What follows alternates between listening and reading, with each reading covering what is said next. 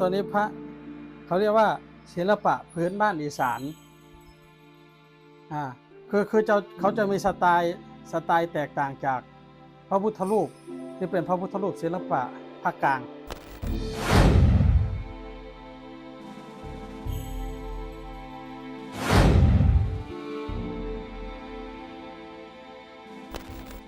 พระไม้ล้ำค่าอายุ109 ปี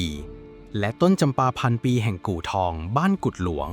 จังหวัดมหาสารคามเป็นสัญลักษณ์แห่งศรัทธาและวัฒนธรรมที่สืบทอดกันมานานหลายศตวรรษสถานที่ศักดิ์สิทธิ์แห่งนี้เป็นศูนย์รวมความเชื่อของชาวมหาสารคามขอนแก่นและบุรีรัมย์โดยพระไม้ทรงยืนภายในกู่ทองถูกแกะสลักขึ้นจากแรงศรัทธาของชาวบ้านเชื่อกันว่ามีความศักดิ์สิทธิ์และปาฏิหาริย์นอกจากนี้ยังมีต้นจำปาพันปีที่มีลำต้นเอ็นสวยงามเปลือกเป็นเกล็ดคล้ายมังกรเพิ่มความพิศวงให้ผู้มาเยือนสถานที่นี้ยังเชื่อมโยงกับเส้นทางอารยธรรมโบราณเช่นกูเปื่อยน้อยและดอนปู่ตาปอผานซึ่งเปรียบได้กับราชวงศ์แห่งจิตวิญญาณโดยทุกปีในวันแรม14 ค่ำเดือน 5ชาวบ้านจะร่วมพิธีบวงสรวงองค์พระไม้เพื่อแสดงความเคารพต่อมรดกแห่งความเชื่อที่ไม่เคยเสื่อมคลายวัดอันพระกูนี่เนาะตามที่ผู้เฒ่าผู้แก่พวกเรามาเนี่ยวัดนี่สร้างปีพศ 2343ตามประวัติแล้วบัดนี้แต่เดิมเนี่ยมันสิมีพระนอนองค์หนึ่งอยู่นี่เป็นพระหินพระนอนบัดนี้พอปี 2459พระนอนองค์นั้นจมลงดินพอจมลงดินปุ๊บบัดนี้ก็เลย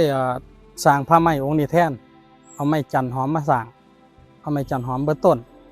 มาแก่ปี2459มาแก่เป็นพระไม้จันจำปาผู้แก่แล้วก็ต้นนี้เป็นต้นที่เก่าที่สุดต้นนี้1,000 ปีเนี่ยต้นนี้ปลูกในสมัยที่เพิ่นนั้นยังอยู่ผู้เฝ้าเนี่ยเพิ่นยังอยู่หลังจากนั้นเพิ่นก็เฝ้าคุ้มสมบัติเพิ่นแล้วก็สร้างพระทองคำเป็นพุทธบูชาไว้ในใต้นี้แต่ว่าบ่ให้คนเห็นแล้วบัดนี้เพราะนั้นแล้วก็ตัวนี้ต้น1,000 ปีพะมูแล้วบัดนี้ต้นนี้เขาปลูกน้ำก้นสินะอะไรแล้วบัดนี้ก็ประวัติความเป็นมาก็ในเดือน5ออกใหม่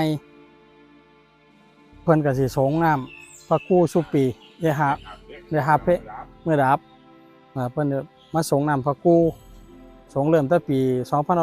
2513ประมาณคร่าวๆเนี่ยก็เริ่มสงมาเรื่อยๆคนไม่มากเลยตัวนี้เป็น1,000 ปีได้ยังครับอันนี้มันเป็นจังซี่คือผู้เฒ่าสมัยก่อนนี่เพิ่นนั่นแต่เติมเนาะแต่เดิมตั้งแต่สมัยบ่ทันได้นับถือพุทธศาสนานี่ต้นจำปานี่เป็นต้นที่สำคัญเพราะว่าเพิ่นจะไปบูชาผีบูชาเทวดาสมัยโบราณนะเอาผีเป็นตัวตั้งเพราะว่าผีเป็นตัวตั้งแล้วบัดนี้ก็เลยว่ามีต้นจำปาเลยสังเกตได้ว่าต้นจำปานี่อยู่ตามบริเวณ